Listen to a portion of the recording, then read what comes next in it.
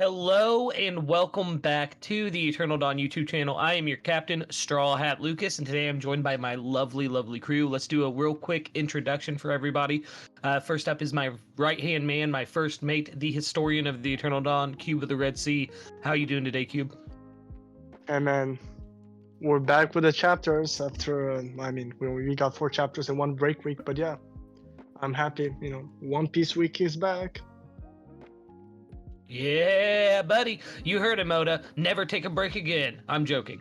Next up, the most recent member of the Eternal Dawn crew, Mr. Knack Reacts, our wonderful helmsman. How are we doing today, Knack? I am doing fantastic. Excited to get back into it. Excited to talk with you guys about it. Oh, yeah, that's what I'm talking about. Next up, the heart and soul of the Eternal Dawn crew, the lovely navigator who guides us through these waters, Miss 3-Day Trip. How are we doing today, Miss 3-Day? I'm doing good. Ready to get started on another amazing chapter, of course. Yes. Last but certainly not least, one of my best friends in the entire world, the man who calls himself the head cook of the Eternal Dawn because he is the head cook of the Eternal Dawn, Mr. Vexus, the lurking legend. How are we doing today, Vex? What's good, YouTube? It's your boy Vexus, the lurking legend. Y'all just call me Vex. I am stoked. I am pumped. Cannot wait to get into it. What a great chapter. Yeah. What a great audience. So starting out with the cover story, as always, chapter 1140, Skopper Gabon. Yeah, but Cover story details. It looks like Who's Who saying, "I'll beat you to hell if you lay a finger." Oh no, that would be Ulti saying that because it's Paytan, which would be page 1. Yeah. Very clear parallels to current storyline with Ulti being crucified in a very similar manner to Loki, in my opinion. interesting. I'm just pissed off. Who's who? Who? I'm sorry. Where are we getting that from? No, That guy needs a beating after this. I don't know. Like I remember the first time I saw this. I've looked at this like 4 times now, trying to look for like a deeper meaning. I think it's just like it's just kind of getting a little bit boring again with the cover story. Maybe that's just me, but I was trying to add up the numbers, like where all the blades were. I'm like, okay, so 14 plus 18 plus what is he trying to tell us? Like, but I don't know. It confirms that it was Ulti. We all kind of guessed that last chapter, but not really anything else too special here, I don't think, right? No, I felt the same way. During my chapter reaction, I even said that I'm kind of getting bored. Not bored with the cover story, but it's like I'm ready for some more payoff in it at the same time. Yeah, I mean, I don't need any major payoff from the cover story, so I'm not like wanting more. It was kind of getting hype, and now it's just kind of getting back to where it was. It's not a negative. It's just like yeah. They were laying on the floor last time. Did they string her up while Yamato and them watched? I mean, what? Right. I don't know. Yeah, I expect them did, to at least join Yamato at the end of this cover story, though, in like a weird way to the scabbards. You know what I mean? Yeah, I would say, is this how are we watching right now? Yamato gather his crew? Like, is that what we're seeing? Yeah, Maybe. I think this is. Go ahead, Cube. Yeah, I was gonna say this is most likely like I've been saying, but I think this is just in the past right now. Like it's been a week or 2 since that event happened, and we're getting something in Dressrosa. How the gladiators who were criminals came around Kiros, and Wano, Odin, and I think we're a bit think of Vanogar and Aokiji. Through the cover stories, we got the context of why Pudding is with them and stuff like that. I just think they're clean. This is gonna happen with someone from Wano, and we don't need to get the backstory. We'll have the cover stories to make it work for us. That's what I feel it is. It's just context. I see what you're saying. Oda loves drawing this like little flower lion guy. This little dandelion. This dude's been in like the last like 4 cover stories, I feel like, right? He's looking pretty familiar It's now. actually Yeah. this cover story is what it is. That's what it is. Yeah. It has to be. But- yeah. But I was wondering because you guys brought up a good point. So did Yamato just watch them put Ulti on the thing? What if one of the 2 on the floor was Black Maria? because they were the only 3 ones, and they were Tobiropos. You know, page 1, Well- Black Marinolti, who had horns. I thought it was gigantic, page right? 1, and like the way Yeah, she's with- talking about page 1 now, I would assume that it is. The thing That's exactly what I was about to say. Yeah, the thing that we have to also consider is that like Oda's just kind of drawing what he wants, like you said, Cube, to provide context. It doesn't necessarily with a still like this. It's just a still. Like with panels, it's hard to really portray how much time has passed. So it's not like we can really know like how quickly this could have taken. Yeah, this could have taken like 5 seconds. It could have taken like 20 minutes. So there's no real way of like Oda clearly depicting that. I think it's just to show like brutality, you know, and like and just kind of like like context to the narrative, you know. Wano's still a I would dangerous love place. to see if it plays into whether Kaido is related to Harold or not, and by that Yamato would also be. What are the Oni? I mean, exactly if they're related to the ancient giant bloodline.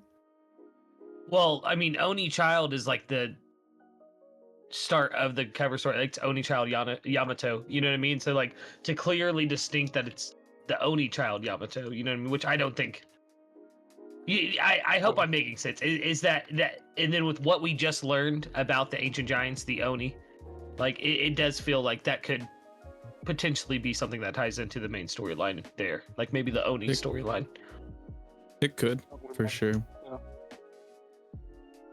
But yeah, getting into like the actual meat of the chapter. Yeah, now, like let's get into this because this is so hype. Yeah, What are you talking about?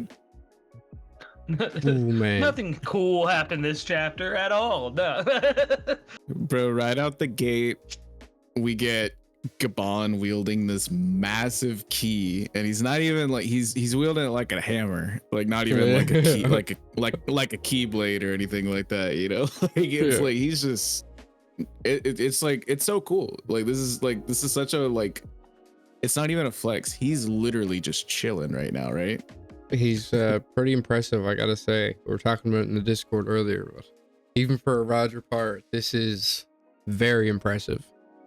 He's really shot, and I don't think like everybody online is gonna crucify me. I don't think Luffy was actually fighting, like taking it seriously. Like we can get further into the chapter, and there's a point where Zoro tells him to dodge. I think that's because Luffy's not taking these strikes seriously.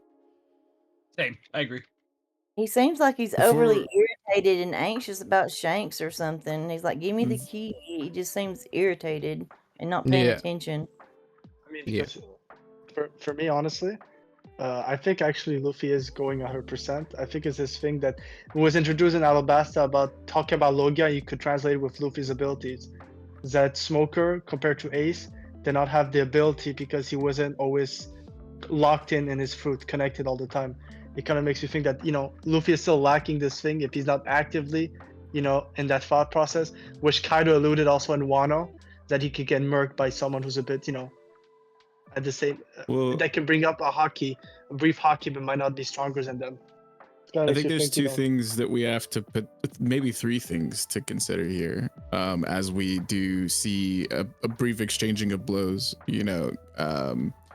One is that, like 3-Day was saying, Luffy does seem to be a little bit emotionally compromised, and so his will might be wavering, and that could absolutely affect your proficiency or the strength of your haki output.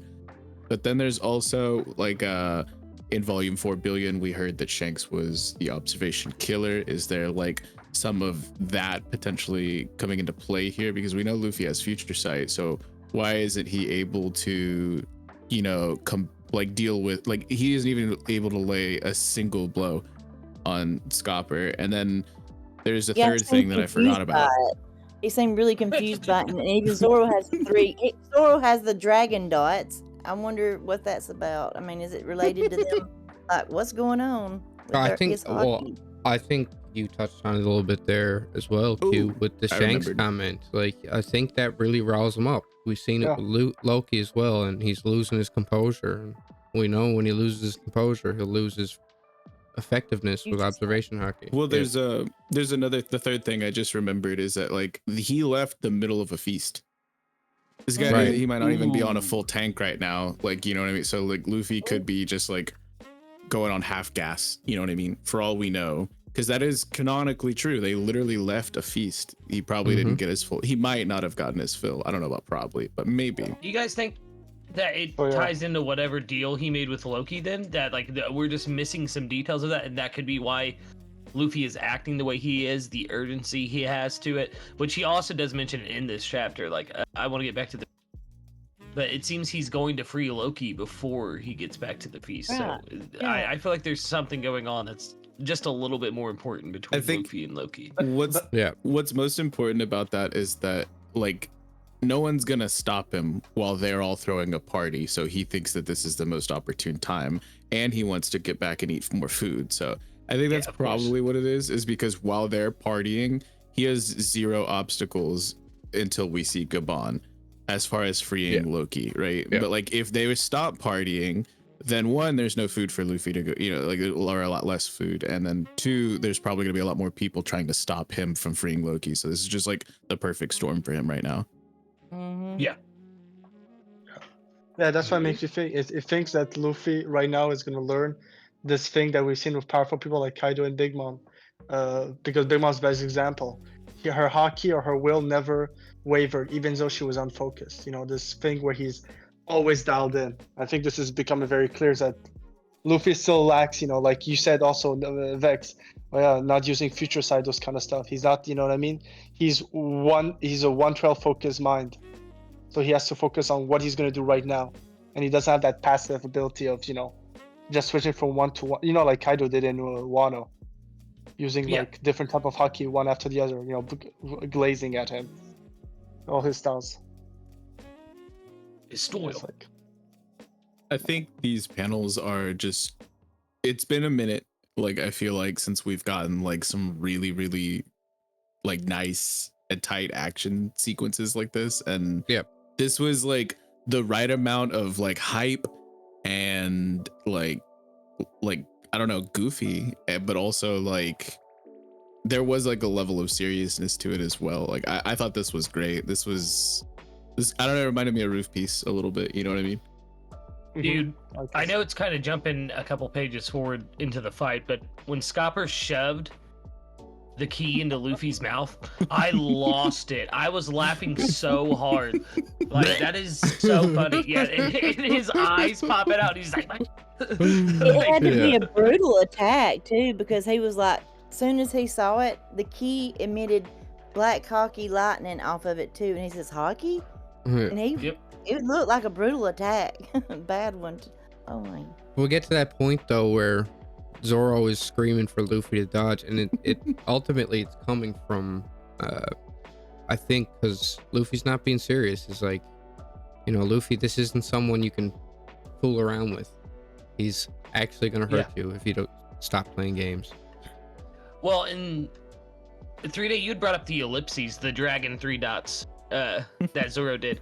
I find it funny that, or I find it interesting that he was thinking back to Colin. It was like he was putting together that, oh, this is Colin's father, and then he's remembering how strong he is, and then Luffy and him are battling. And like Nak said, I think you're right, Nak. Not to just disagree with you, Kube, but I think Nak's right. I think he's not taking it serious at first, and then he sees like that's why Zoro's thinking the way he is. Yeah, but it's not. It's actually going what I'm saying. That's what I'm basically saying, that he hasn't reached that thing where he needs to, you know what I mean? Like, since he has this stuff in his mind right now, you know, he's not 100% dialed in. We've seen other great people. You could like do 20 things around them. Think of Whitebeard Marineford. There's nothing that goes past them, even if though he was emotionally, you know, because of that's why I'm agreeing with you guys. I'm just saying it's becoming very clear what's missing for Luffy to be like a full-fledged Yonko, like Kaido and Big Mom. Yeah. I don't have the greatest like manga brain when it comes to like these like fighting panels. Like I'm way more of a fan of the fights in the anime, but the way I kind of interpreted the Luffy dodge thing, it's not just Scopper's like grim throng, like the named attack, which is hype. We just got a named attack from the left hand of the Pirate King. Like, Dude, this is so hype. And that action panel of him about to swing. Like that But is. I don't think that is the only thing that Zoro was telling Luffy to dodge, because Zoro is also swinging right here to counteract. So I feel like it's a combination of these two opposing forces. Attacks. Yeah. Like, because Zoro knows Luffy's weakness, so Zoro's gonna be like, "Yo, Luffy, duck, because I need to block this for you." Like, so I feel like it's kind of like with Kaido and Big Mom on the rooftop when he blocked that huge ass attack that they launched. So I mean, I feel like it wasn't necessarily him saying like, Luffy, block Gaban's attack. I think it was like, hey, like, Luffy, like, you need to dodge, Get out of the way. both of our attacks right now. You know what I mean? I can see that as well. Crazy that it only took 2 chapters to get a named attack from Gaban, but it took It's 20 pretty years badass. to get one from Shanks. What's the name meaning though? I'd wait till I was officials wondering to that as dig well. into the name meaning specifically I for agree. that. But Since we just spoke, oh, go ahead. go Matt. ahead. No, man, go ahead. No. But since we just talked about, Zoro telling Luffy dodge, that panel after the whole tower of the castle, where Luffy goes Gear 5 and Zoro is right there next to him, Peak. chills, bro. That is my favorite panel of Luffy and Zoro I've ever seen. So Like, dead Luffy's serious. got the It is axe so too. good. Like, did he just? Where did that axe come from? Is that one of Scopper's Well, axes? Did hold he on. just manifest it? Like, We also got to It's all talk his- about the tower, because like this was apparently where Loki and like 100 giant warriors all fought. And yeah, there's a lot of damage, but like Nothing this like that. dude straight up took a tower off, right? right? What I wanted to talk about also, Kubex. he had the axe on his back, just for context. It made me think of when Zoro was fighting with Brook against Ryuma in Thriller Bark. Oh he- yeah, nice callback. That scene looks so much like when his castle was destroyed Mm-hmm. from that. Mm-hmm. Yeah, I remember One of exactly their what you're first, talking about. serious fights ever in the East Blue or wherever it was at before they got to pre-time the skip. war. But also, like, Yeah. this castle kept falling down to the underworld, which is very interesting. Like, why did this go all the way down to the underworld? And why is Otis showing us that specifically? Like, there's going to be some reasoning for him showing us that the ruins of the castle went all the way down. Ooh, good point. Yeah, like Cube said too, with the axe, Luffy did have that on his back. It's the Oh, one from the that's cover story. oh, that's his attack. Okay. Yeah. You What's can more see the interesting handle. though? You can see the handle big of the chapter on his back. Mhm. I'm like stuck on something here, and I can't remember who it was, but this little like flashback that Gavan's having to himself about, you really think I'm trust him that easy? Somebody else put Luffy through a test before he trusted him too. I can't remember who it was. Was it Rayleigh? Did he have the same sort of flashback to Roger, or was it? Am I making something up believe here? I so. feel like there was another person that kind of tested Luffy. I mean, there's Was it one person who Crocus? sent him. No, another person did give him a task. Correa, remember? For No, the whole No. healing Nami. that's He not what sent I'm him on the thinking of. task, but I'm gonna dig into it. But yeah, Yeah. I feel like there was I'm drawing another a blank as person well. that was I feel like this is giving me major deja vu. Like this, honestly, Shanks, you think I'd really trust him that easily? Like, haha, fair enough, do as you please, Gaban. Like, kind of deal. I think it was Jinbei, yes. Jinbei was asked by Ace to trust Luffy. And he said, you really think I'm gonna trust someone without meeting him? Yep. yeah, And this is Oh, the yeah, same that's- sort of feeling I'm getting from this. Oh, yeah. Yeah, that's spicy right there. Just to double back a little bit though to that panel of Zoro and Luffy. Did you guys notice his horns bled into his gear? Like it like Oh. went into his gear 5 form. Yeah. It's like they stopped being the helmet's Mhm. horns and became his horns. Cool. That's Basically, wait, Shout out to basically- Kuso Land, who's been drawing Joy Boy as a Luffy with horns for years. yeah, dude. That's so sick. I was gonna tell you what I thought the named attack meant, since throng in the actually means basically the same thing, but in the Bible it means a faceless crowd gathered to witness a miracle, or the ones that followed Jesus. Oh And my then the Grimm part is cruel and merciless, so I thought it might mean a cruel and merciless multitude of strikes. That is honestly probably what it's exactly going to be. That sounds very fitting. It does sound like 3-Day just nailed that. Like, But I usually wait for the officials, but sometimes they are right in the early scans. So like, it's a good definition because with the research I was doing as well, unless if they badly translated, because there was something about Grim 4, you know, the god of lightning, special Velbeth, but that's a good Grim 4. definition. If Yeah. the Viz won't give another name for it. yeah. This twinkle in I don't mean to jump ahead, but like after we see the castle fall, we see this little twinkle in Gaban's eye. Is this like him getting a hint of what's about to happen? Is this literally like Oda showing us his future sight? Like, oh no, I give up. Because it's literally the panel before he gives up, and it's actual effect drawn over his eye. I'm wondering if this is, you know, indication that what's happening is Gaban has an advanced form of observation. I still think he could have been using the observation killer too on them is one reason they couldn't even touch him. But yeah, if he's able to do that and then have the future sight, he's almost unbeatable.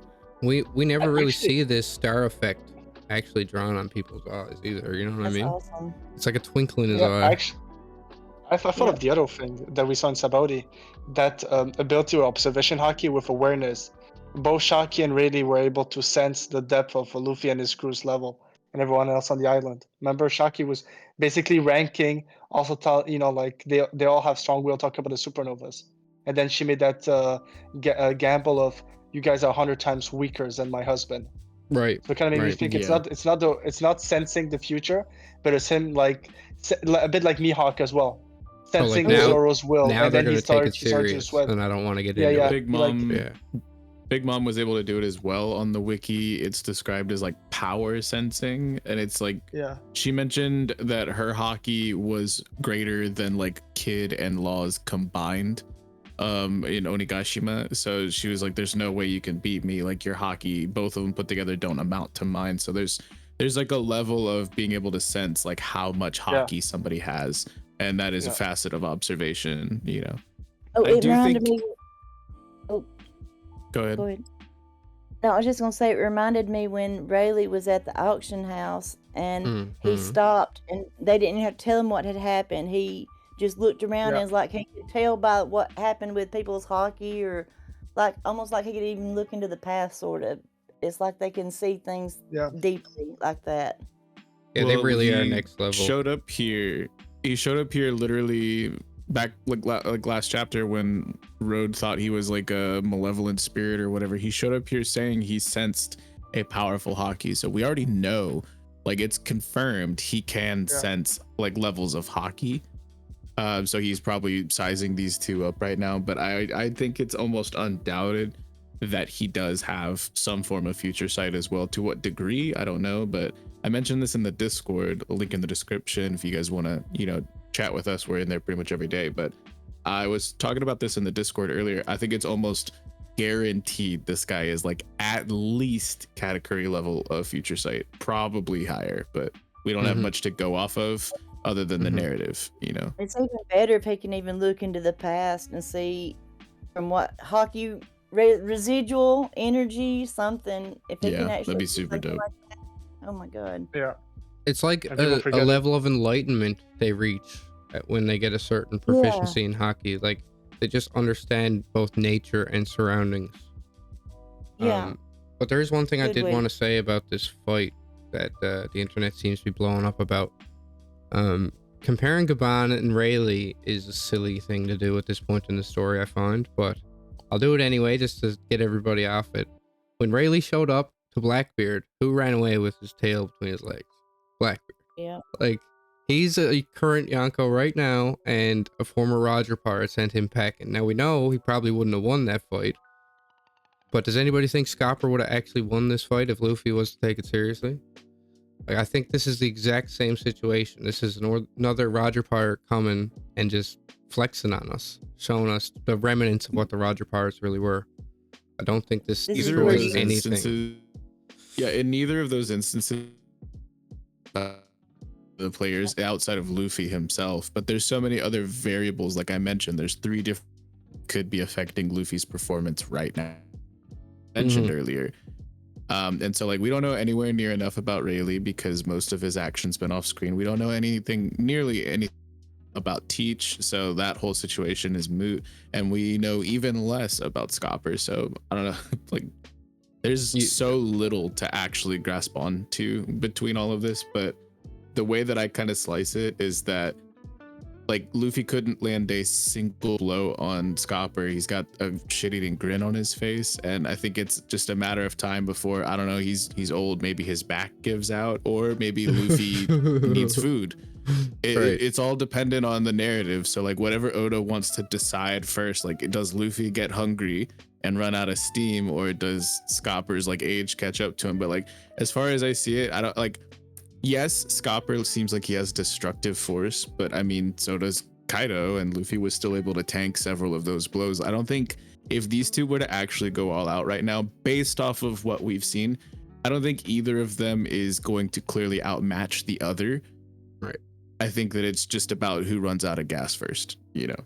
Yeah, It seemed more like a test, just to tell them to, hey, take this seriously. You got to take this situation seriously. You're about to go free Loki. Can you handle it? He sees they can handle it. There you go.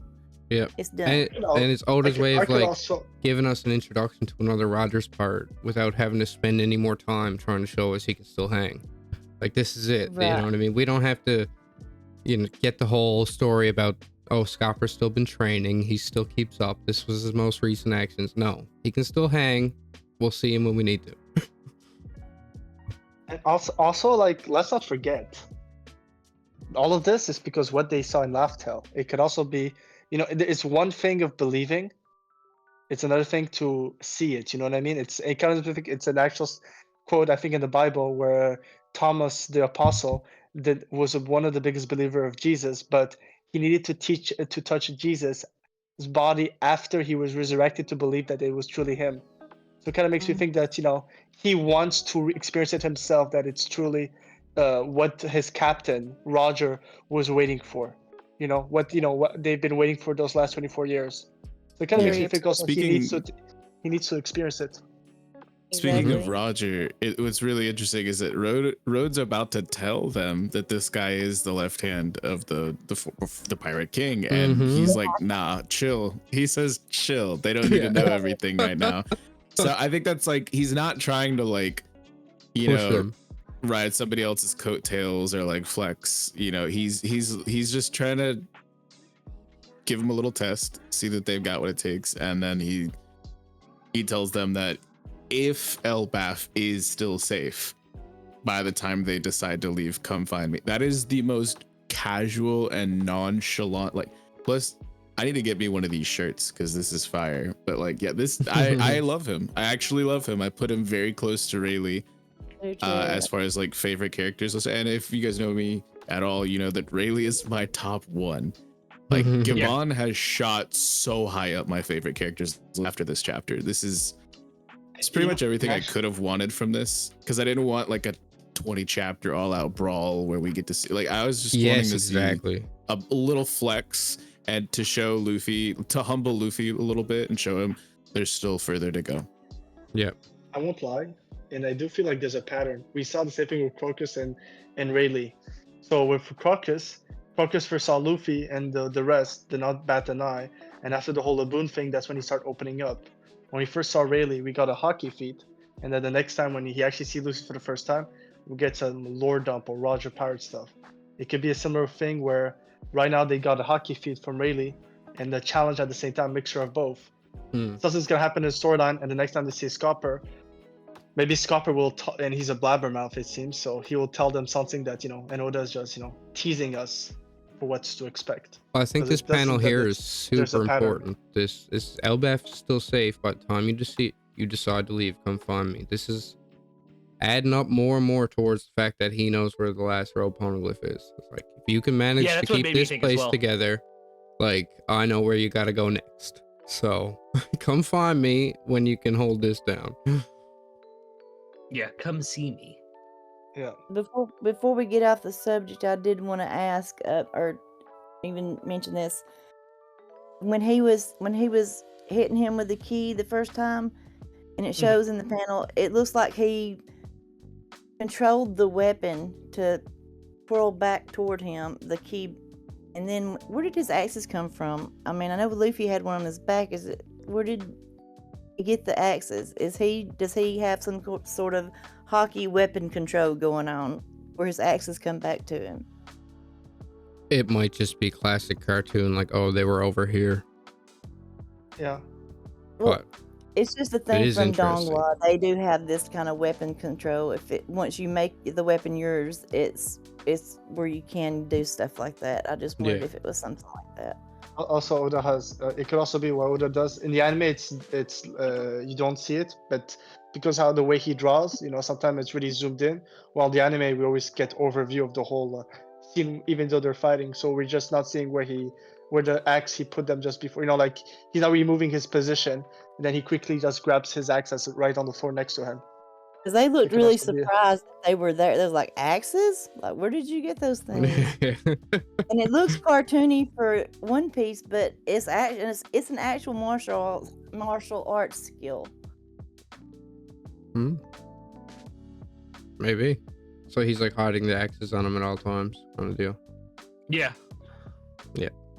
I mean, That like a would be theory that I've interesting. had, and like the axes are drawn with like speed lines on them at pretty much every instance that I see them. And so it's like, what's really interesting is that like, I don't know if that's what it could just be, like goofy cartoon physics where he has like huge pockets and it doesn't need to make sense or something, or like but it could also be, I've been thinking about for a while, is that like like I was mentioning with the Gorosei forms, is I'm not convinced that they're devil fruit, that it could be a solidifying of like the elements surrounding you, like the thin air around you with hockey. So like being able to put hockey onto things outside of your body, like ki or a sword or an arrow, which we've seen all of those happen in the canon. But if you're able to just like infuse your hockey to the just like the air and the atmosphere surrounding you, could you technically shape anything and make it like with your hockey? So I don't think these are just straight hockey axes, but it'd be cool. Like, I don't think, just by the way, I'm looking at one panel right here and they do have some separate coloration, but if they were like pitch black, or if they were like fully like sketch instead of like hard drawn, then I could see them being like semi ethereal, to a degree. Another way was for them to be small and enlarge when you put your energy or hockey into them. Ooh. That's actually sick because of Biblo. And I won't lie. I do feel what you guys saying is right on, but I also feel like Scopper has also shown that he has very space awareness in this chapter. Like he also was the one to remind them, the key's right behind you. Like he knows everything around him. So that's why I feel like he could also be this, like, his hockey is so good that it's a bit like Fujitora with his observation hockey. He could sense the mineral in rocks. So he never loses his weapons. You bring that up about space and stuff. Now that we're introduced to teleportation, there is another skill where you can hide things in a different space. Yeah, true. And get things out of it. I'll speak a little bit more on that once we get to the second half of the chapter, actually. Yeah, same. What if... No, never mind. I was going to say, what if Gaban has a devil fruit similar to Bibilo's, where instead of making things big, he can make things small, and that's where he's putting his axes? I don't expect any of the Roger crew to have devil fruits. I thought it was confirmed. It was either confirmed about Shanks's crew or Roger's crew, or both, that none of them had devil fruits, right? Well, because Buggy was on Roger's crew. Buggy was like the one, and that was like why it was a big deal. She was like on the ship, but not like on the crew, right? Who? Right. Yeah. Toki. And I won't lie, it did seem that the two people we knew in the Roger Pirates who had the devil fruits suddenly got sick as they were, reaching closer to Laugh Tale. So definitely, it did feel like something happened to Delphoid users. So unless if they're gonna explain why Toki and Buggy randomly they got sick like very fast, like they collapsed, they had to be off the ship.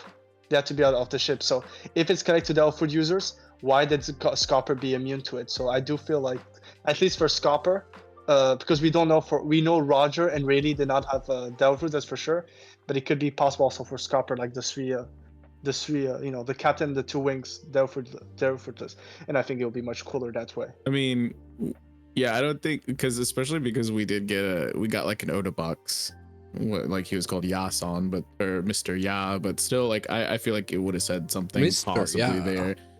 But one thing that I also wanted to mention while we're still talking about this first part is I really loved the little double stack panels we got of Gabon smiling, saying he's got to find crew while he's like clashing with Zoro. And I think it was Dak Sake, shout out to the GOAT, who was mentioning it during his live reaction, but this reminded him of like the nothing happened moment where Kuma mentioned, like, about Luffy's crew, like, of course, Dragon, like if he is your son, he has like he's inspired these people to follow him and stuff. So I think that's so sick. This was such a great moment. Yep. Yeah, an underrated moment from this chapter. This chapter was full of little tidbits like that were just awesome. So before we move on to the spicier half of the chapter, guys, first impressions of Scopper now. I mean, you said spicier part of the chapter. I think this is the spiciest part of the chapter. That is, I'm not gonna lie, a wild take in my opinion. Bro. I think Scopper is a contender for a top 10 spot. I don't want to place anything right now because recency bias. Like I don't really ever have an issue with recency bias, but I don't want people to like even be able to claim that about my take. So, but I think he's very near the top, easily, just with this one little interaction. And then once we see when they come find him, like what the rest of the icing on the cake is, like I think it's gonna probably solidify that. But yeah, I love him. Y'all know me, I love Rayleigh. This is like another like Rayleigh type of vibe that we're getting right here. I'm all for it. I love it. I love him too. He's got the best it's a different fighting style to me. I mean, he looked like a wild man, and when he looks up through his glasses and says, this is the white form I heard about. Where did he hear that from? Is it really just from recently, or is that from Shanks? Laugh Tale, or the bounty poster? Yeah, Laugh Tale could be a very real possibility, though. I don't think it'd be the bounty poster. He's been hanging out with the giants. Like Dory and Brogy heard about it as well. So yeah, I know that part. I just meant that he could have been meaning Laugh Tale when he said that. Yeah, I agree with you, 3Day.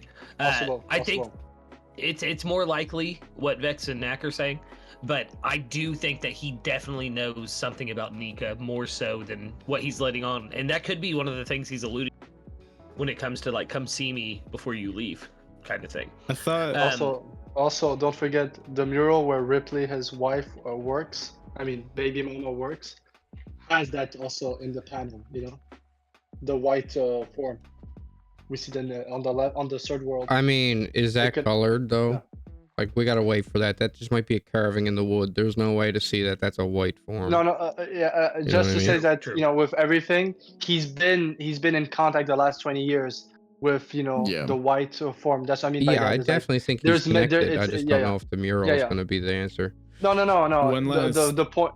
Oh yeah, the point was just saying that it's not someone who just heard that thing once, like Jinbei hearing about who's who talk about the sun god and word liberation moniker. It's like for him. One last thing from this half of the chapter I wanted to bring up is that line about Shanks being a cheapskate and like he just lend it to you. Like I feel like there might be more to that. And I'm not like somebody who I don't believe in evil Shanks. I never have. I think that's silly. But that, like, I don't know, like, cause like Roger presumably gave the hat to Shanks and never expected anything in return from it. So for Shanks to, I never really paid too much mind to it, but for Shanks to give Luffy the hat, and for all intents and purposes, it's a loan. Like Luffy, every single time Luffy brings up the hat, he mentions it's his treasure and that he's got to return it to Shanks. And like, I'm like, so Gabon being a little bit surprised about that interaction, whereas everybody else is like Buggy like laughed at it, and like everybody else is like, oh, cool, or something like but this interaction, I feel like this makes me believe there could be more to Shanks's potential ulterior motives. Again, I don't believe in evil Shanks, but I just think it's a little bit more than like become a good pirate and then give me back the hat. I think there's something a little bit more to it. From what he promised, that they would go to Lifetail one day, that they're on their own, and then he lets him borrow the hat. It seems like there may actually be a real fight between them over Lifetail, over the One Piece. I don't know. It's not I'd like to bring up the point. People who grew up as brothers was said alluded with Ace and Luffy. You can see with Luffy and Sabo as well. A lot of people who are like brothers have like traits that they both share. You know, like he was saying about, and we kind of saw it, and it could be that we see how Buggy is. There could be one trait that Buggy has that, you know, Shanks has as well. Like, you know, they both don't do stuff like, you know, Buggy does stuff because he also gains something out of it.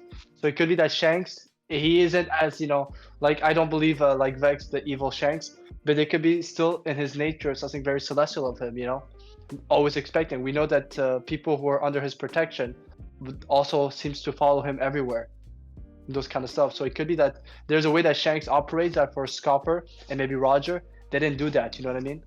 They didn't care. True. And Buggy is all about that. So maybe Shanks, because we have to take into account, Shanks might, there might be a reason why Buggy seems to be much more salty, and maybe they're much more similar than we think they are. They are different.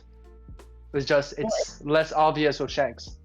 And he left a line similar to Shanks. He's like, if Elbaf is still safe, come and find me. Shanks says, come and find me once you become a great pirate. It's kind of line. So before we switch to the next part, I'm also like Vex. It could be recency bias. I'm really liking Scopper a lot. The last time I've loved the introduction of a character has been Mr. Chu, Vivi, 3-day trip. So, you know, it's promising, but you know, because characters like Kuma, it's written to be a beloved character because of Egghead. You know what I mean? You have to have. I'm sorry, I'm put on people on blast. If people do not like the storyline of Kuma and Egghead, something's wrong with you. Like, it's hard to hate on Kuma, but I'm waiting to see. But Scopper is really becoming a favorite as well for me. It's a change of pace. It kind of makes me think of pre-time skip old timer you're meeting.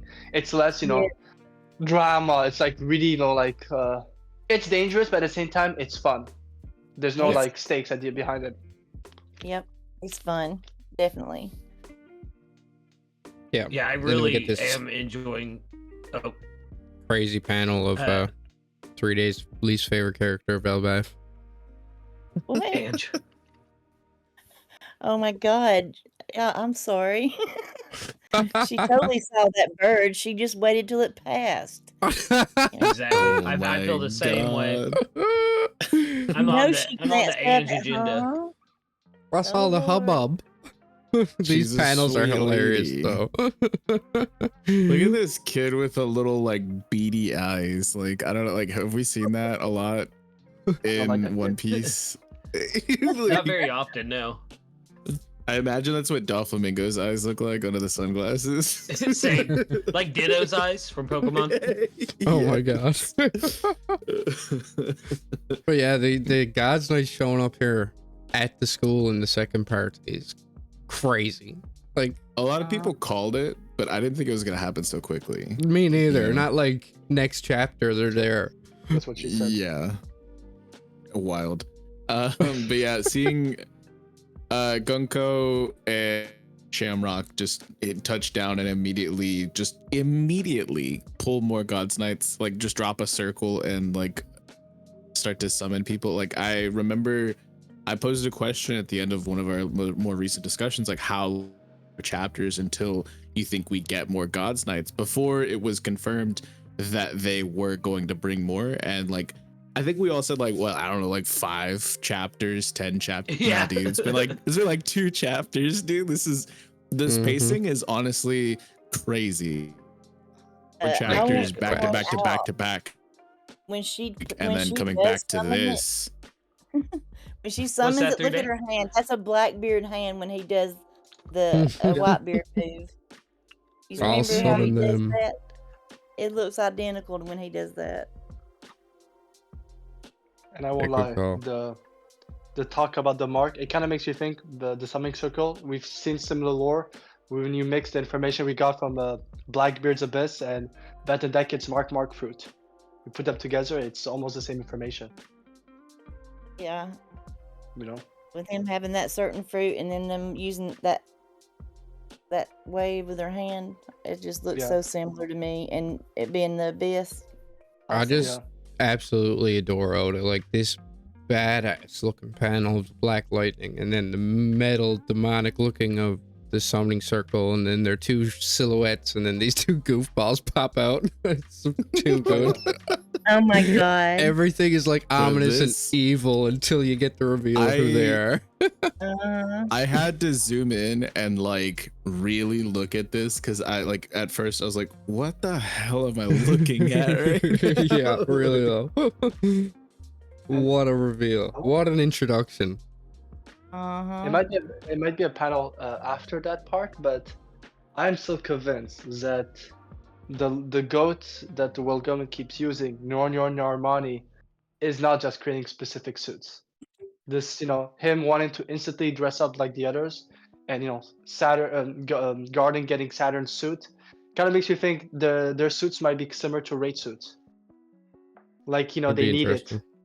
Yeah. Well, we get a close up on, if we go a little bit back before the summoning circle is fully utilized. We get a close up look on Gunko's, which I know a lot of us were like, what's going on with all of that? And it really does look like some like raid suit adjacent technology. This if this isn't cybernetics, this is like some egghead level tech.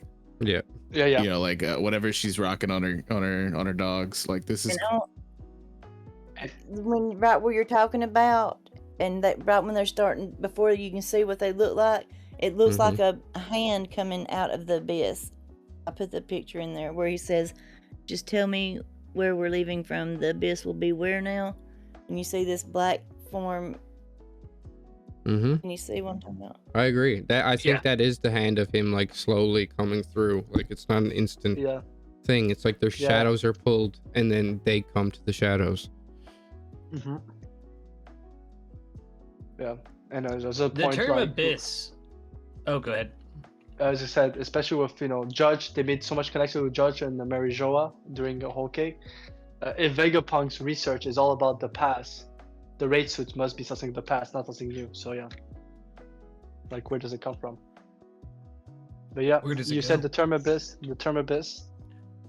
No, yeah, that's just. It's very intriguing to me. I'm not gonna lie. It feels like a word synonymous with black magic. In my opinion. Fun fact: they used the kanji for abyss as well, like just the straight up translation in the Japanese. Because there's several different things they could have used, like the underworld, like the way that they referred. Because Oda's been very specific about how he how he shouts out the underworld and represents that in the actual Japanese text. Like Rayleigh's Rayleigh's name, like the Dark King in Japanese, utilizes a very specific like symbol, which is the same thing that that Brook references about his like the chill of his powers and things like that, which is different than the characters that are used for like Void in Void Century.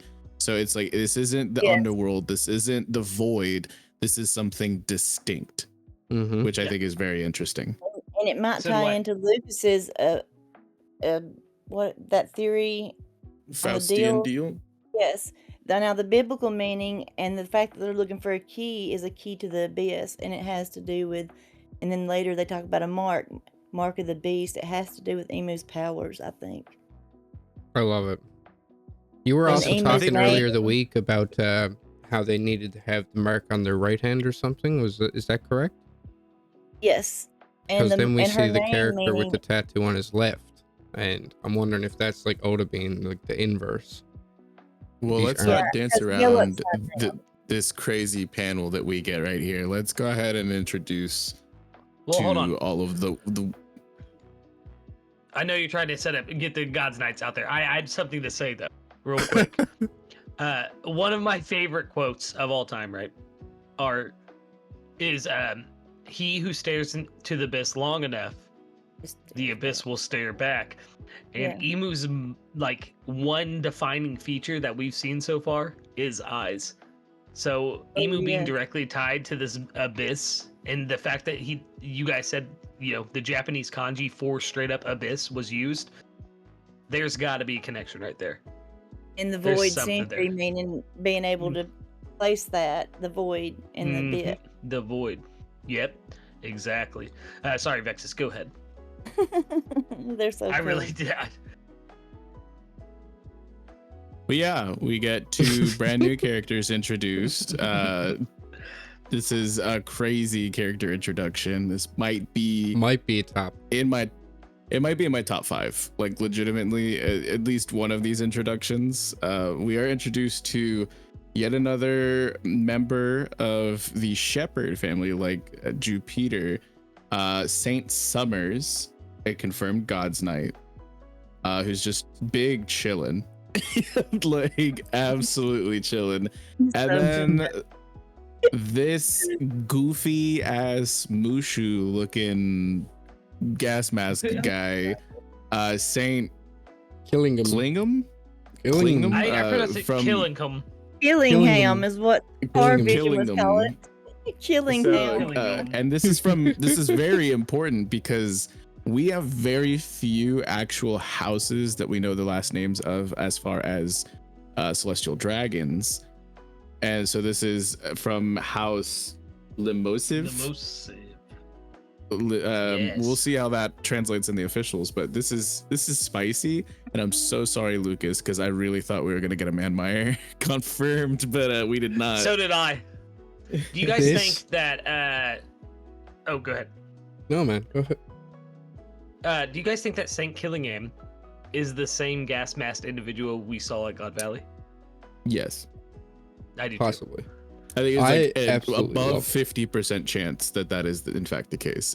I'm not sold on it, so not 100%. We haven't gotten confirmation or anything like that, but I think it is an above 50% chance. Too. Okay. Hell I yeah. think he I was looks like thinking the same thing. kid from House of Lambs in the Big Mom flashback too, with the gas mask. Ooh. That little kid. Well, And yeah. if he's the same age as that old the other guy, they would be around 70 years old, and it could be that, you know. And then we have it could be Shepherd, both. Shepherd, lambs, biblical stuff, key to the abyss, Interesting. mark of the But beast. It seems But so if we biblical. think about it, that would still line up in a timeline if he was a young child 63 years ago during Big Mom's Yes. flashback, and then maybe a young adult during And- the God Valley flashback. Now he's a little older. And it's the I hate to 100 say year it. anniversary too. It's the 100 years And- exactly since she got infiltrated the giants by saving them from being executed for their caramel. I just have to say this. I don't think it's the same as the kid that was in the Big Mom flashback, because what are the chances that a group of celestial dragons adopt a child, and instead of just putting it into indentured servitude, allow it to become a God's Knight? You know what I mean? Yeah, That's yeah, my that's only. true. Yeah. But she was called. The only reason I kind of put it together was because she was called the Holy Mother, and he's a holy knight. Yes. Mm. That is interesting. But this I like introduction that. made me crack. I know Yeah, you were laughing a lot phenomenal. at FX, but I couldn't stop. I thought this was hilarious, and I like these guys too Yeah. much for their intentions here. Listen, Vex said there was two characters introduced. There was 3 because we all Saint Summer's couch. Wild. Yeah, this was the most Oda thing that I've possibly ever seen. Like these like goofy looking dudes popping out of the abyss, and like their eyes are popping out, and they're like super surprised that they're in Elbaf, and then like bro's just pulling his pants on one leg at a time, just like a regular average Joe, and like he's just like, oh, why are you in my room, Gunko? Like I just cracked at this.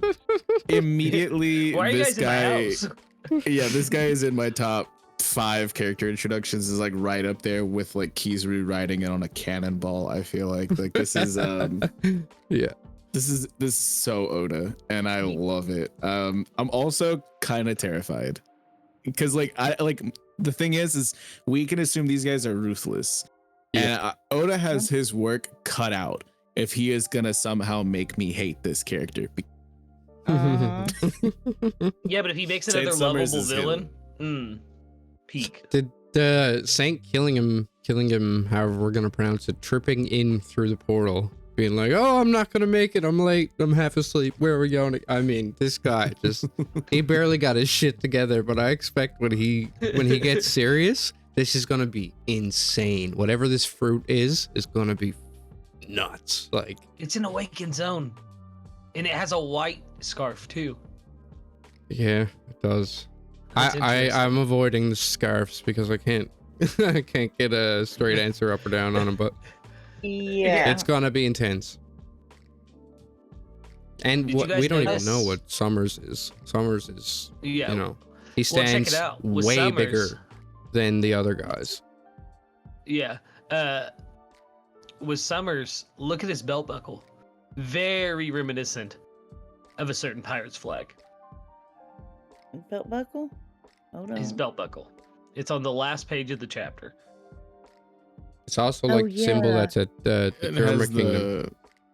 Well, no, I mean it has right there. That's the hoof of the dragon. Like you see the one point down in the 3 That's exactly what it. I mean that's what it's probably meant to be. I don't know if there's anything more to it.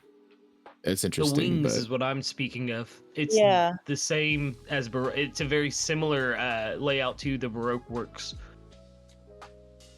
It kind of interesting. I never even considered Baroque. What'd you say, 3D? I just thought it kind of reminded me of Impelled Down stuff too. I don't know why exactly, but with the wings. They're all dripped out. We got to say that they are coming in classy. Fresh like death, this baby. Uniform looks like some general with right, and all these medals and the rows and on killing him. What is this? It almost looks like that's like a Jolly Roger. Like it looks like almost like a mixture of like Whitebeard or like and like the Kuja or something. I don't know what I'm looking at here, but it looks like he literally has his own Jolly Roger or like something. So I mean, like, yeah. I don't know. Like there's so much to look into here. Look at this guy's weapon too. Like this is a sick weapon. Huge trident. I love it. Trident. Yeah. And you know who else was the last person that wielded a trident that we faced? Cody Jones. Neptune. I thought it was Enel. Oh, I mean, Neptune definitely has a trident.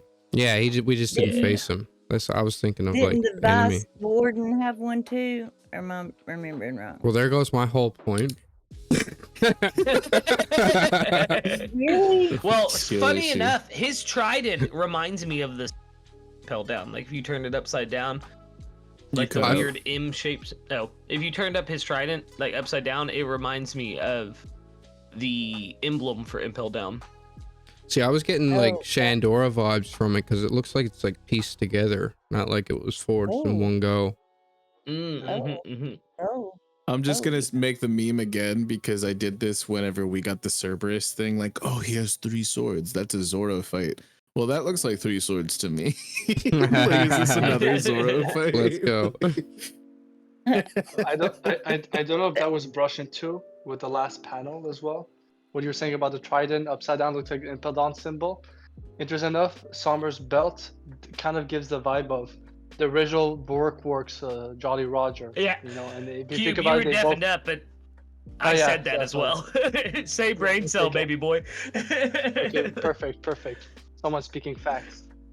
Exactly. You saw the vision. Well, with how mysterious Crocodile's past is, does he have ties to the Summers family? Very big stretch, I know, but Not like even that. that would make things so much more interesting. Can we talk What about how is- this whole man's wardrobe and Hold on. like couch and everything come through the circle as well? Ooh, Cube, what were you saying? right.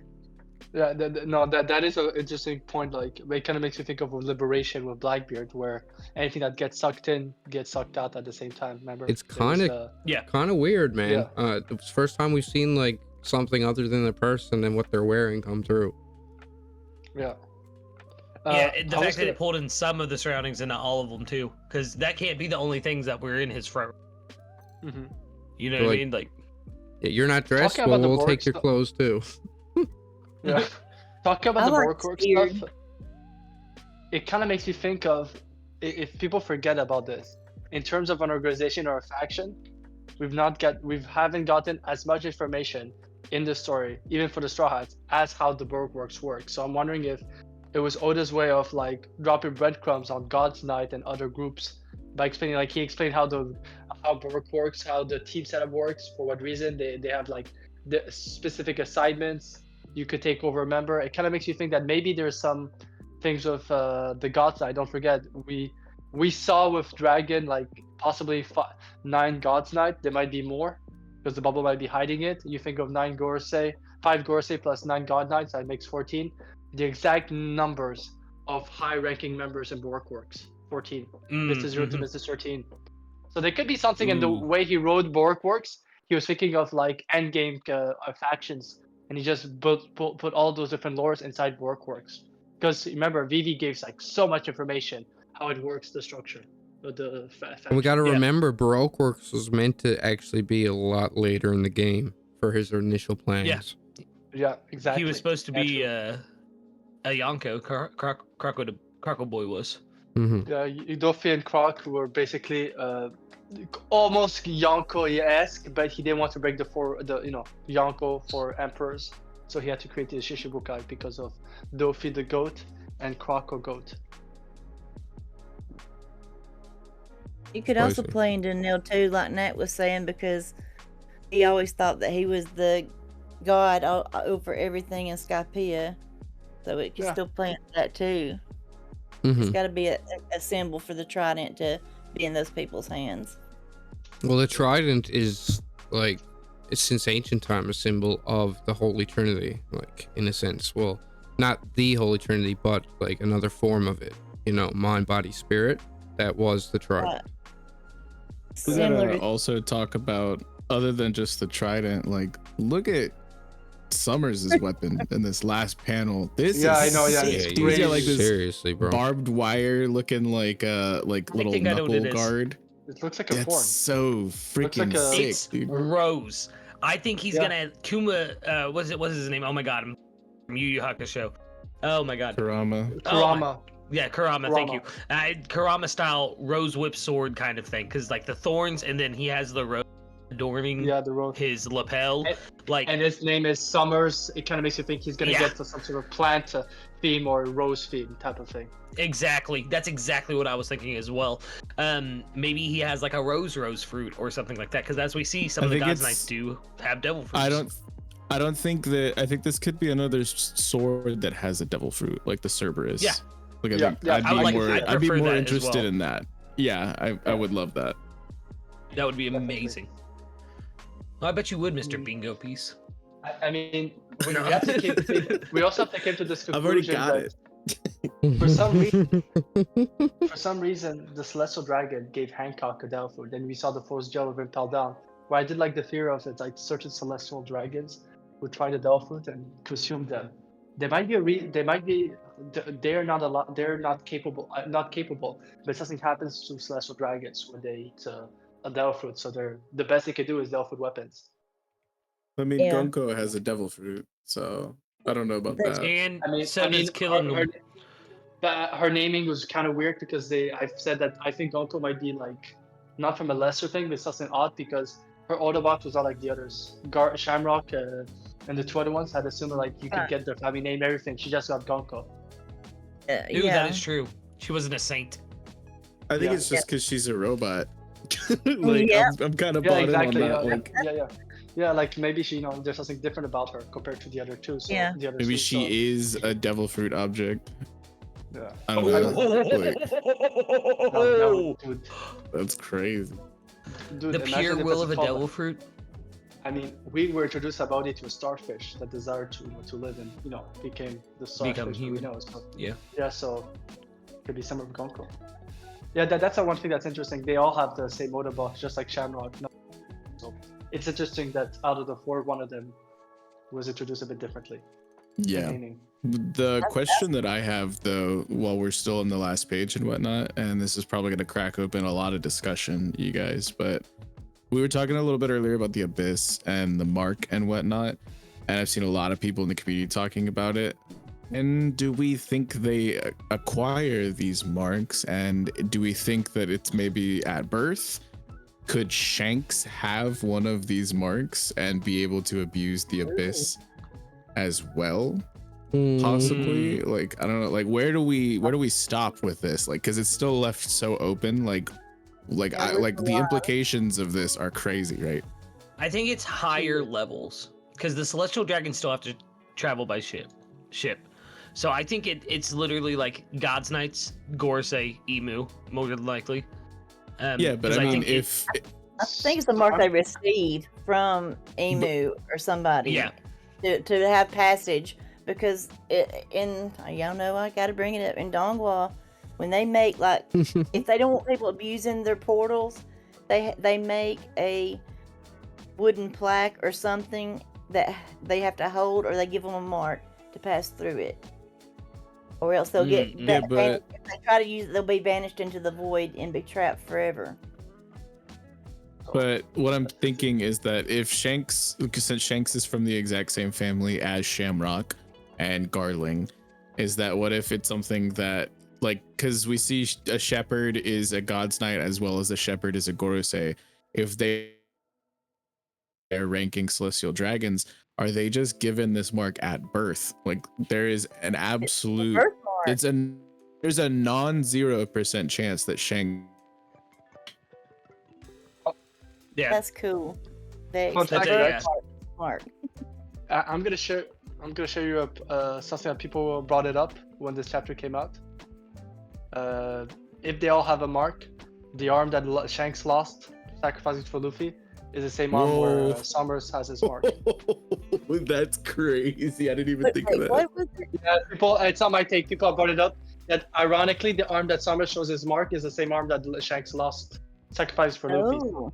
So people brought it up like, what if there's more like they can track also the people have that mark, and Shanks, there was a reason why he had to get rid of his arm. Am I crazy? What mark are you guys talking about? Look inside his arm. When he comes through in his underwear. Yeah. Yeah, I see it. Right as I asked it, I came up on it. Wait, is that a By the way, pause? I have those same boxers.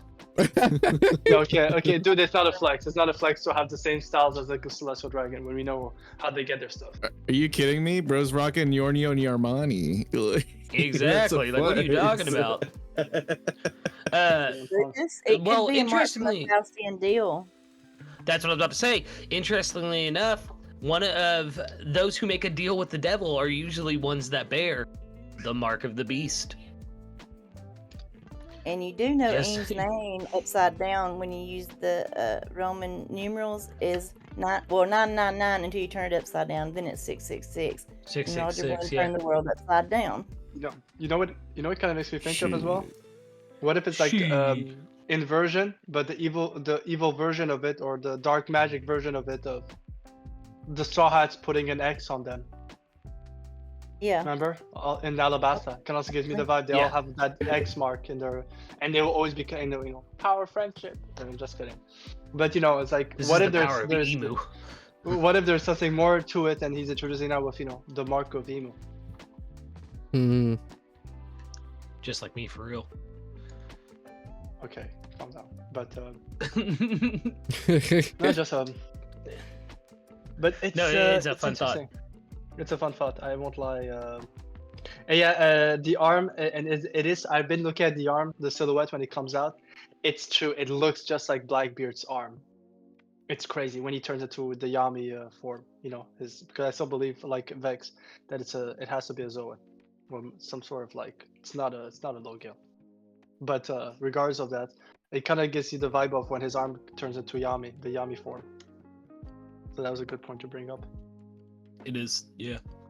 I am lost in this mark now.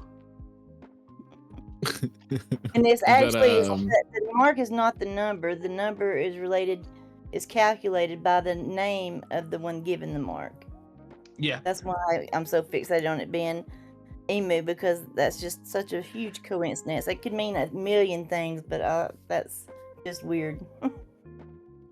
I'm just like wondering because we get a little bit of the logistics because they're mentioning that you need the mark to travel through the abyss, and we see Gonko literally just like pulling up a magic circle. So like, but I'm wanting to get more of the logistics because we've also seen Saturn say that I'll summon them or I'll complete the summons or whatever. So is anybody able to perform this or like how like so there's still some questions that I have, but it was really cool getting to know a little bit of like hard information you know, like from the source. Basically it's like as good as it gets outside of just like Oda straight telling us, and even then Oda gives us like non-answers all the time. So I think this is as good as it's gonna get as far as like hard information that we have about these summoning circles probably for a minute. I don't think we're gonna get a lot more from it right away. But then again, I didn't think we were gonna see more God's Knights like right away. So maybe. But... maybe, yeah. Oh, I'm you with you. I think that yeah, getting this from the source is fantastic, but I need a bit more because there's a lot of ambiguous nature to it. Yeah, 100 chapters later, we'll get a little nugget more of information about these circles or something.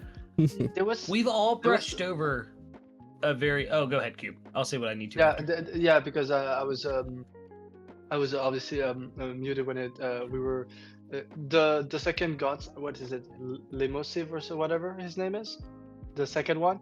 Did you feel like his limo saver? Killing him. Limosiv. Killing him. What? Limusive. Killing him. Oh yeah. No, it was his house. I'm mistaken with his house. Yeah. Killing him. That form where he first came out, and you see that like you know his yokai form, his face kind of gave me the vibe of that weird scene with King versus Zoro when he stretched up his beak. Remember? In his Dino bird form. It does. That's when I saw it. Gear 5 version, a Toon Force version of it. Like it was, you know, Pegasus came from the Yu-Gi-Oh verse to use Toon World on him. Instead of the Azor dragon, he has the red eyes black dragon. He looks like the homie from Xiaolin Showdown. You know, the dragon, like the little guy. Yes! Like that's what he looks like to me. I find this absolutely hilarious too. He's got the bubble on his head, but his nose is so long that it doesn't cover it, and he still eats the mask on the outside of the bubble. Good old Dojo, dude. That is exactly who he looks like, Vex. You're right.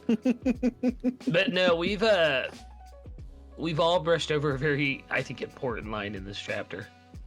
And it's, were you visiting King Harold's grave or something? Yes. Why would my bad. Why would Shamrock want to visit Harold's grave? What purpose would he have? Because Loki and then we did were nothing talking wrong. What's that? Because Loki did nothing wrong. Because Loki did nothing wrong, exactly. And then we were talking last time about the summoning circle in the castle looks like it's been there for a while and it didn't just appear. So it makes me wonder, has Shamrock visited King Harold after he passed 6 years ago? Were they friends or something? What's going on? Were they friends? Yeah. Think of God Valley, right? We got a similar thing where something happened. Very few people could talk about it. Only Garb knows. Same thing with what happened to King Harold. And we found out the reason why the information was so weird is because they didn't never mention that the God's Knights will unleash themselves. It could be that the reason why they were in the throne room, the summoning circle, is it was more than just Harold, Ja Rule, and all the 400 giants. What if the God's Knights were also involved in it? Right. Well, hypothetically, if Harold was trying to make Elbaf weaker for the government's sake, and Loki found out about that, and Loki stood up to his father in this big fight. Loki is being imprisoned for actually trying to save Elbaf. I think it'd be more like that he was trying to make peace. I don't know if he's actually trying to make them weaker. I think he was trying to find ways to be able to trade with other countries and just have an alliance, but you can't do that if the government's after you all the time. So it may be like the video that's coming out soon. Check it out. That he did make a deal with them and traded the devil fruit and maybe replaced the one that they passed down for centuries. Right. Ooh, I have a question. Yeah. And this is most likely Vex and Lucas might know. Isn't there like some sort of story about a pirate called Gilligan? Because I'm looking at the second Gorse's name. Kind of made me think of that. You're thinking of Gilligan's Island, bro. He's not a pirate. He's thinking of Gilligan's Island. Oh my God. Got a sick hat. He's got a sick hat. Yeah, but No. A lot of traditional we're talking about English names Black. in the God's Knights, though, it seems. Yeah. I really want to see what the official translations on there. I think the Shepherd one our Summers one is right for some reason, but I'm not too sure about killing him. I'm interested in the different. Summers one. I wouldn't be a fan if it is like this. I'd rather it be Sommer, like Sommers. Sommers, yeah. Because it would mean like existers or like some or the even exister. Sumer, Sumer. Right. And Like the Sumerians. immediately I thought of the Battle of the Psalms, which was like the battle to exist. Yeah. You know what I mean? And Yeah. Saint Sommers would be like Saint Exister if it was spelt that way. But it's Summers here. So like I said, we'll wait for the officials on it, but yeah. I'm hoping it's Sommers. S-O. We're talking about what he looks like. He reminds me of the guy from Full Metal Alchemist, the father, the one that's Hohenheim? Hohenheim of Light. Yes, that kind of reminds me of him. It's also Let's good hope that not. he's holding a trident like a staff, and his name is Shepherd. Yeah. I don't know. I don't know also if that was love that about it. Gunko calls everyone ingrates. Sorry, Cube. Go ahead. Yeah. No. I mean that's we seen with the Egghead with the goer. She's aggressive. They do have they do have this ability to give them demeaning names to the people, insects, Ingrid. But I don't know if that was brought up. Maybe I missed it, but it's interesting how Sommers, the way he and that was, some people have brought it up. I think Knack also talked about it, so maybe he brought it up. But how Sommers look just similar to the first time we saw Whitebeard. No. What do you mean? His position, everything. Yeah, that's interesting. When he was sat in the throne and he had the stuff hooked up to him and the nurses were around him. Yeah, exactly. Just Yeah. before Shanks went to see him, someone so in the community, someone brought up and they showed the panels. It's almost like even the posture is almost very similar. Don't do Whitebeard like that. Yeah, obviously, not the same person, but it's just interesting. So I also think that the last line. Oh, go ahead. I was just gonna say, I'm gonna add what the person brought up is, what if, in terms of the God's Night, Summers could be like considered. You know how Whitebeard was considered like the strongest man. What if like in physical strength, Summers is considered similar to Whitebeard, and that's why like they're drawn similar. Like amongst the God's Knights and abilities, he has the most physical strength. I'm expecting the God's Knights to be top of the verse in terms of fighting definitely. capability. Yeah. The way Dragon's been hyping them up. Yeah.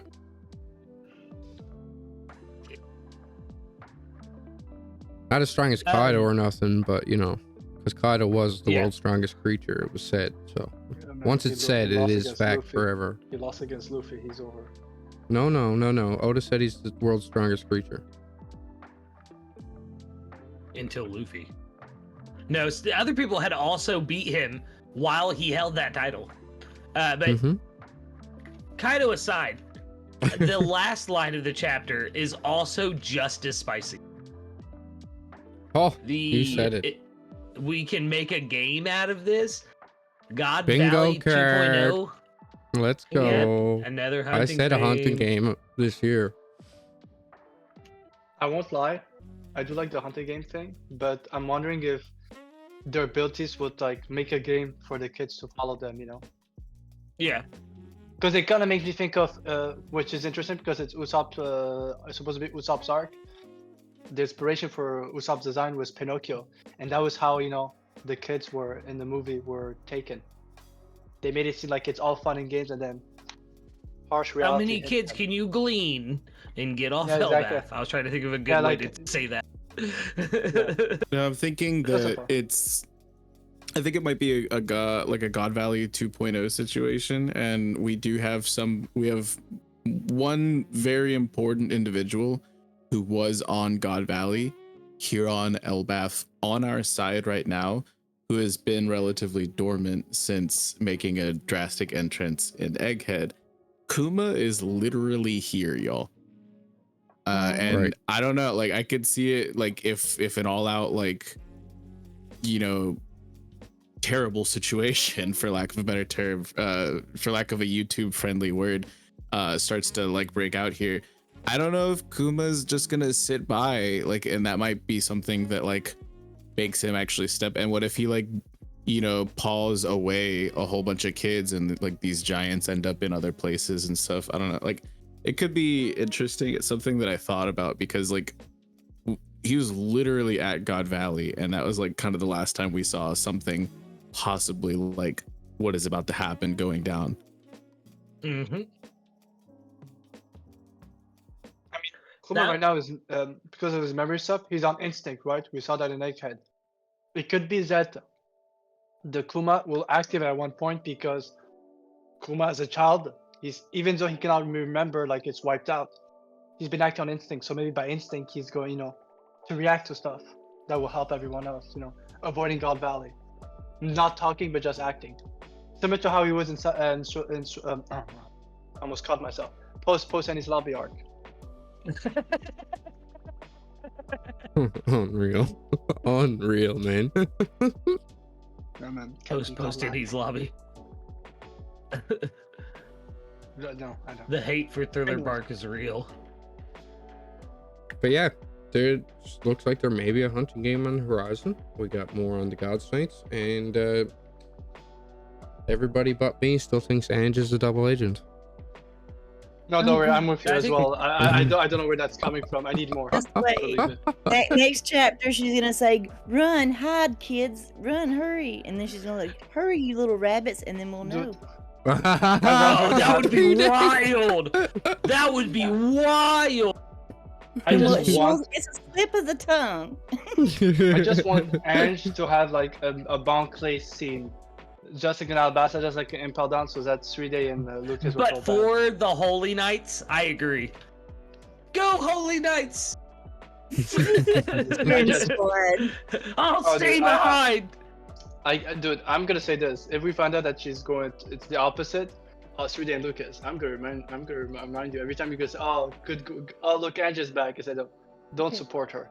You never supported her." Okay, one more thing, and I won't say it again. She was introduced with a unique hat, a bird, and she wears her coat over her shoulders, just like Rob Lucci when he was introduced.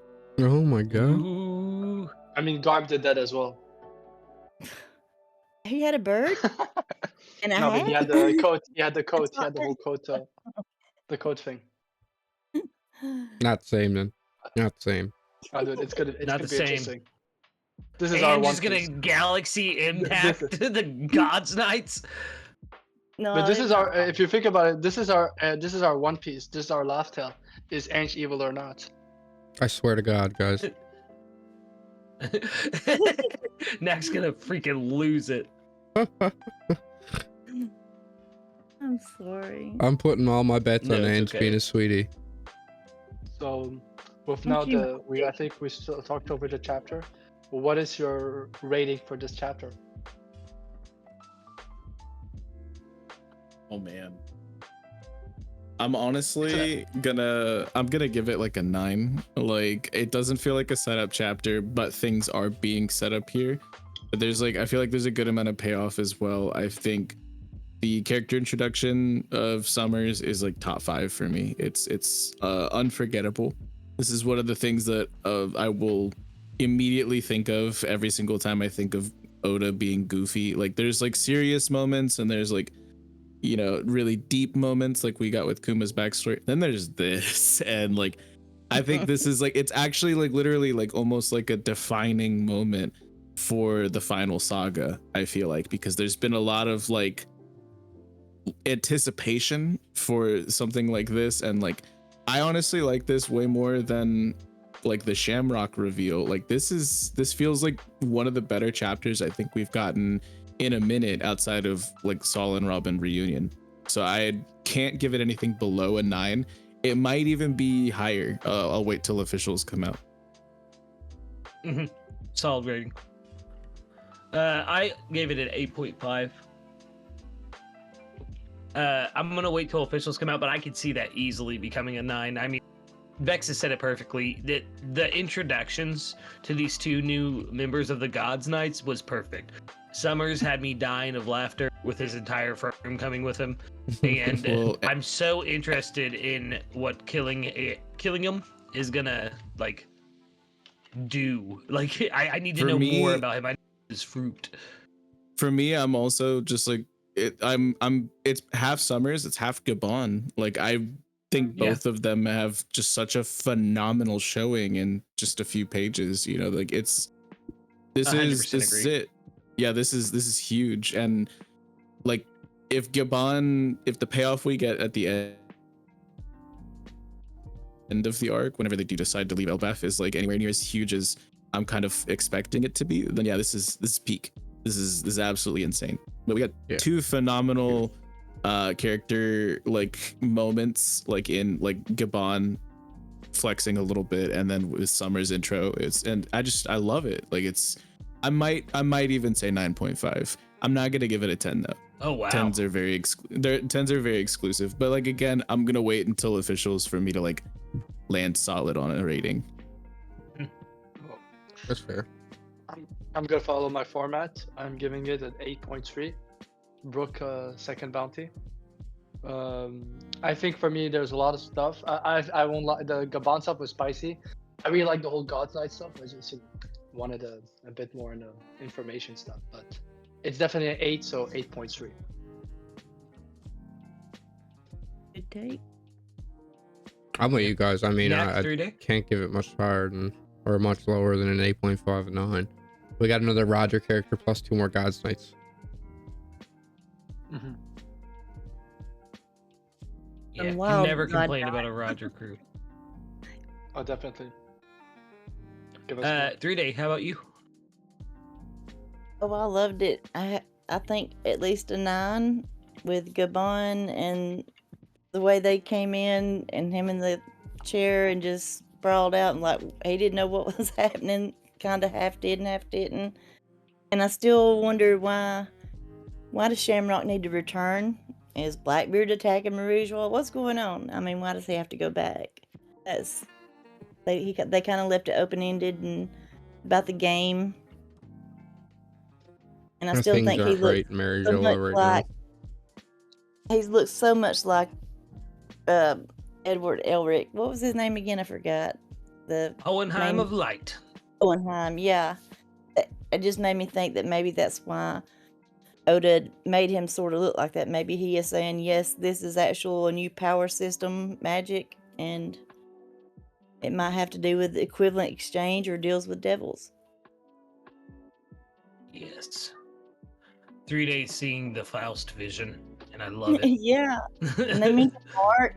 At the end, I was like, you need a mark? What? Mark of the beast? I was like, Look at Yes. you do know that the Faust vision is pretty gone since Hawkins is out of the, you know. Faust didn't die just because Hawkins is out. Okay. All right. Any final thoughts on the chapter, guys, before we wrap it up?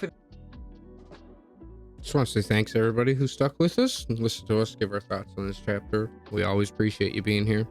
Definitely check out the links in the description. We're always in the Discord cooking, even doing watch parties recently, so we'd love to see some more people in there. Yes, big facts. We love our community and we want to grow it. That is what makes us us. The Eternal Dawn is all about community. So if you've made it this far into the video and you are, like Nax said, join the Discord. We are always in VC. We are always cooking. We're watching. Sometimes we watch movies and stuff like. But yeah, that's it for me. Does anyone have anything they want to promo or anything before I hand it off to Kube? Take it away. All right. Fade away. We'll see. all right, all at the next sunrise. We'll see all at the next sunrise. Bye bye.